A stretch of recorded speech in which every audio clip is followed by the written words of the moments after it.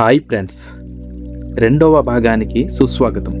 అయితే ఈ వీడియోలో మనిషి ఎందుకు కన్సిస్టెన్సీని కోల్పోతాడు, మనసు మరియు మెదడు అలవాట్ల వెనుక ఉన్న నిజం గురించి మాట్లాడుకుందాం. ఇప్పుడు నేను ఒక ప్రశ్న అడుగుతాను, మీరు ఎప్పుడైనా ఇలా అనుకున్నారా, ఈసారి మాత్రం ఖచ్చితంగా మారిపోతాను అని? ఆ రోజు మీ మనసులో ఒక కొత్త ప్రపంచం మొదలవుతుంది. ఉదయం త్వరగా లేస్తారు, గది శుభ్రం చేస్తారు, డైరీ తీసుకుని లక్ష్యాలు రాస్తారు, జిమ్కి వెళ్తారు, పుస్తకం చదవడం మొదలు పెడతారు, ఫోన్ పక్కన పెట్టేస్తారు. ఆ రోజు మీరు మీ మీదే గర్వపడతారు. ఇక నా జీవితం మారిపోతుంది అని నమ్ముతారు. కానీ కొన్ని రోజులు గడిచిన తర్వాత అదే అలారం మోగుతుంది. కానీ ఈసారి మీ శరీరం లేవదు. అదే పుస్తకం టేబుల్ మీదే ఉంటుంది.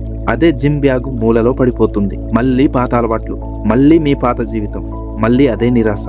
అప్పుడు మనం ఒక పెద్ద తప్పు చేస్తాం, నాలో విల్ పవర్ లేదు అని మనల్ని మనమే నిందించుకుంటాం. కానీ నిజం ఏమిటంటే సమస్య విల్ పవర్ కాదు, సమస్య మీ మెదడు ఎలా పనిచేస్తుందో మీకు తెలియకపోవడం.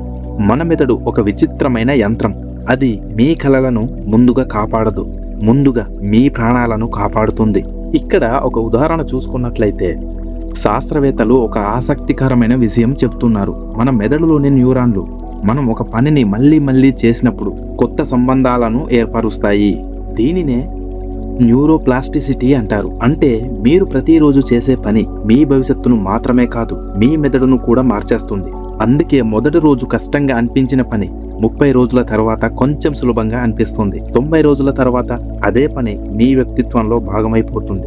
అందుకే కన్సిస్టెన్సీ అనేది కేవలం అలవాటు కాదు, మీ మెదడు మీ భవిష్యత్తుకు సరిపోయేలా మళ్ళీ నిర్మించే ప్రక్రియ.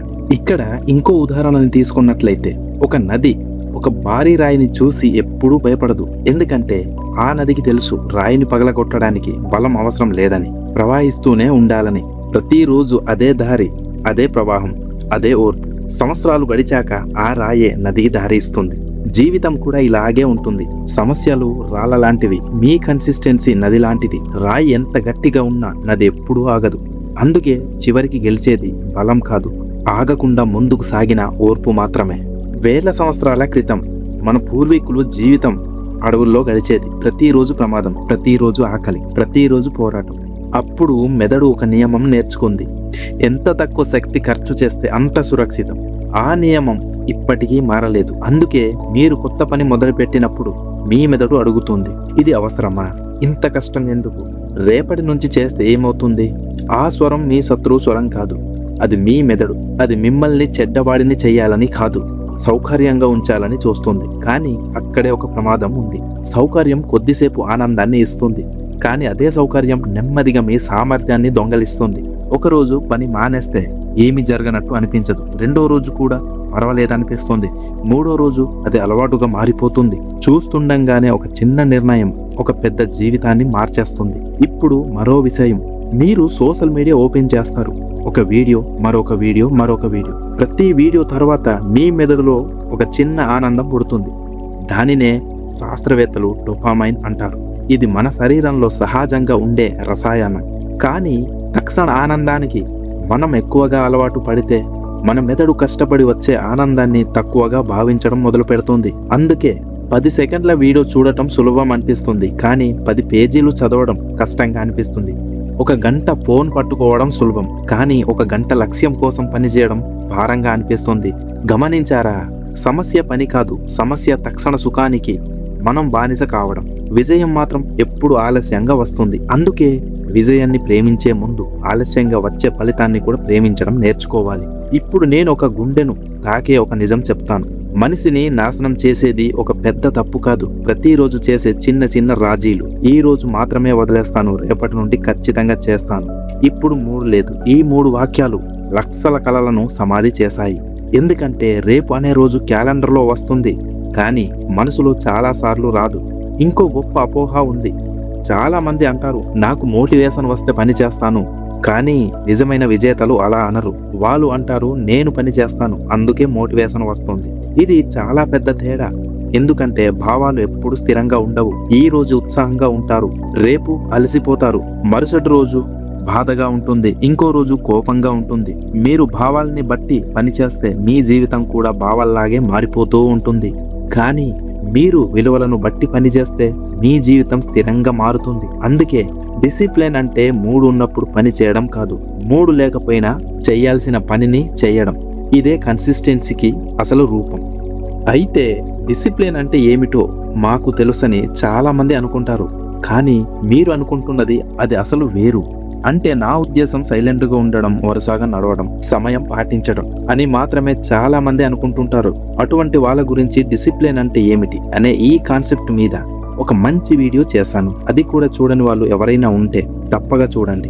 తప్పకుండా డిసిప్లిన్ మీద మీ ఒపీనియన్ పూర్తిగా మారిపోవచ్చు. అయితే let's go to the main topic. ఇప్పుడు చివరగా ఒక విషయం గుర్తించుకోండి. మీ శత్రువు బయట లేడు. మీ శత్రువు ప్రతి ఉదయం మీ చెవిలో మెల్లగా చెప్పే ఒక మాట, ఈ రోజు వద్దు అని. ఆ స్వరాన్ని గెలిచిన రోజు మీరు ప్రపంచాన్ని గెలవడానికి మొదటి అడుగు వేశారు. ఎందుకంటే ప్రపంచంలో జరిగిన ప్రతి గొప్ప విజయం ముందుగా మనసులో జరిగిన ఒక చిన్న విజయంతోనే మొదలైంది. ఇప్పుడు ఈ మాటలన్నీ ఒక నిజ జీవిత కథతో కలిపి చూస్తే కన్సిస్టెన్సీ ఎంత అద్భుతమైన శక్తో మీకు ఇంకా లోతుగా అర్థమవుతుంది. ఒక సాధారణ మనిషి ఎలా అసాధారణమైన వ్యక్తిగా మారాడో ఈ కథ ఇప్పుడు ప్రారంభమవుతుంది. మరి ఆ కథ ఏంటో ఒకసారి చూసేద్దాం. ఇప్పుడు నేను మీకు ఒక కథ చెప్పబోతున్నాను. ఇది కేవలం ఒక వ్యక్తి కథ కాదు, ప్రతి మనిషి జీవితంలో ఏదో ఒక సమయంలో జరిగే కథ. ఒక చిన్న గ్రామంలో రాఘవ్ అనే యువకుడు ఉండేవాడు. చదువులో చాలా తెలివైన వాడు కాదు, ఆటల్లో గొప్పవాడు కాదు, డబ్బున్న కుటుంబం కూడా కాదు, పరిచయాలు లేవు. అతని దగ్గర ఉన్న ఒకే ఒక్క సంపద, ఒక కళ. నా కుటుంబం గర్వపడే జీవితాన్ని నిర్మించాలి అనే కళ. ఆ కళతో ఒకరోజు ఉదయం 5 గంటలకు లేచాడు. చదవడం ప్రారంభించాడు. మొదటి రోజు అన్నీ అద్భుతంగా అనిపించాయి. రెండో రోజు కూడా అలాగే. ఒక వారం, ఒక నెల. కానీ ఫలితం మాత్రం కనిపించలేదు. చుట్టూ ఉన్న వాళ్ళు నవ్వడం మొదలు పెట్టారు. నువ్వు మారిపోతావా? నీ వల్ల ఏమీ కాదు. ఇన్ని సంవత్సరాలు చేయలేనిది ఇప్పుడు చేస్తావా అని మాటలు మనసును గాయపరుస్తున్నాయి. కానీ అవి అతని అడుగులను ఆపలేదు. ప్రతిరోజు కేవలం ఒక చిన్న పని, 1 గంట చదువు, కొంచెం వ్యాయామం, కొంచెం కొత్త విషయం నేర్చుకోవడం. అంతే. 1 సంవత్సరం గడిచింది. బయట వాళ్లకు అతనిలో పెద్ద మార్పు కనిపించలేదు. కానీ అతని లోపల ఒక కొత్త మనిషి పుడుతున్నాడు. 2వ సంవత్సరం అతని మాటల్లో ఆత్మవిశ్వాసం వచ్చింది, ఆలోచనల్లో స్పష్టత వచ్చింది, శరీరంలో శక్తి వచ్చింది. 3వ సంవత్సరం అతను ఒక మంచి ఉద్యోగం సంపాదించాడు. కొన్ని సంవత్సరాల తర్వాత ఒక కంపెనీని ప్రారంభించాడు. అదే గ్రామంలో ఒకప్పుడు అతన్ని చూసి నవ్విన వాళ్లే ఇప్పుడు అతనితో ఒక ఫోటో దిగడానికి ఎదురు చూశారు. ఇప్పుడు ఒక ప్రశ్న, అతని జీవితాన్ని మార్చింది ఆ ఉద్యోగమా, ఆ కంపెనీనా? కాదు, ప్రతిరోజు చేసిన ఆ చిన్న నిర్ణయాలే. ప్రతిరోజు అలారం మోగినప్పుడు లేవడం, ప్రతిరోజు మూడు లేకపోయిన పుస్తకం తెరవడం, ప్రతిరోజు ఎవరూ చూడకపోయిన పని చేయడం. అదే అతని భవిష్యత్తును నిర్మించింది. మన జీవితంలో కూడా ఇదే జరుగుతుంది. మనం ఎప్పుడూ ఒక పెద్ద అవకాశం కోసం ఎదురు చూస్తుంటాం, ఒకరోజు నా జీవితం మారిపోతుంది అని. కానీ జీవితం ఒక రోజులో మారదు. ఒకరోజు చేసిన నిర్ణయం ప్రతిరోజు చేసిన చర్యగా మారినప్పుడు మాత్రమే మారుతుంది. చాలా మంది అద్భుతాలు జరుగుతాయని ఎదురు చూస్తారు. కానీ ఈ ప్రపంచంలో ఉన్న అతి పెద్ద అద్భుతం ప్రతిరోజు తన మాట నిలబెట్టుకునే మనిషే. ఎందుకంటే అతను తన భవిష్యత్తును తానే నిర్మిస్తున్నాడు. ఒక్కసారి ఆలోచించండి. ఒక బ్యాంకులో ప్రతిరోజు కేవలం 100 రూపాయలు వేస్తే మొదటి రోజు పెద్దగా అనిపించదు. 1 నెల తర్వాత కూడా ఏమీ అనిపించదు, చాలా తక్కువగానే కనిపిస్తుంది. కానీ సంవత్సరాల తర్వాత అదే మొత్తం పెద్ద సంపదగా మారుతుంది. మన జీవితంలో ప్రతి అలవాటు కూడా ఇలాగే మారుతుంది, ఇలాగే పనిచేస్తుంది. ప్రతిరోజు ఒక మంచి నిర్ణయం, ప్రతిరోజు ఒక చిన్న విజయం, ప్రతిరోజు ఒక చిన్న ముందడుగు, ఇవి కలిసినప్పుడు ప్రపంచం దాన్ని విజయం అంటుంది. కానీ మీకు తెలుసా, విజయం అంటే వేల చిన్న విజయాలు సంహారం అంతే. ఇప్పుడు ఈ కథలో అత్యంత ముఖ్యమైన విషయం చెబుతాను. రాఘవ్ జీవితాన్ని మార్చింది అతని ప్రతిభ కాదు, అతని అదృష్టం కాదు, తనకు తాను ఇచ్చుకున్న మాటను ప్రతిరోజు నిలబెట్టుకోవడం.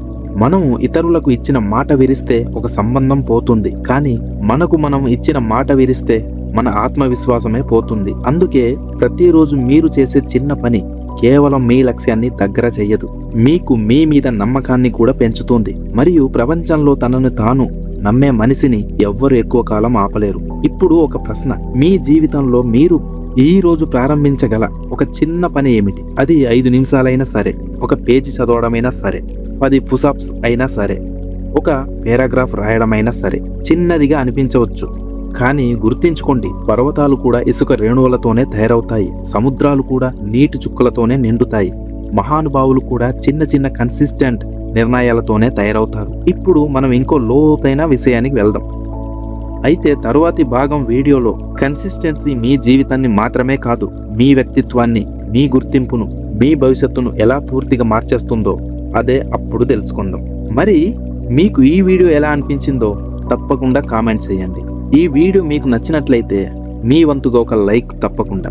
ఇలాంటి జీవితాన్ని మార్చే లోతైన వీడియోల కోసం మా ఛానల్ని సబ్స్క్రైబ్ చేసి నోటిఫికేషన్ బెల్ ఆన్ చేయండి. మళ్ళీ మరో వీడియోలో కన్సిస్టెన్సీ మీ జీవితాన్ని కాదు, మీ వ్యక్తిత్వాన్ని మారుస్తుంది, ఈ టాపిక్ మీద డీప్గా డిస్కస్ చేద్దాం. అంతవరకు టేక్ కేర్, బాయ్, జై హింద్.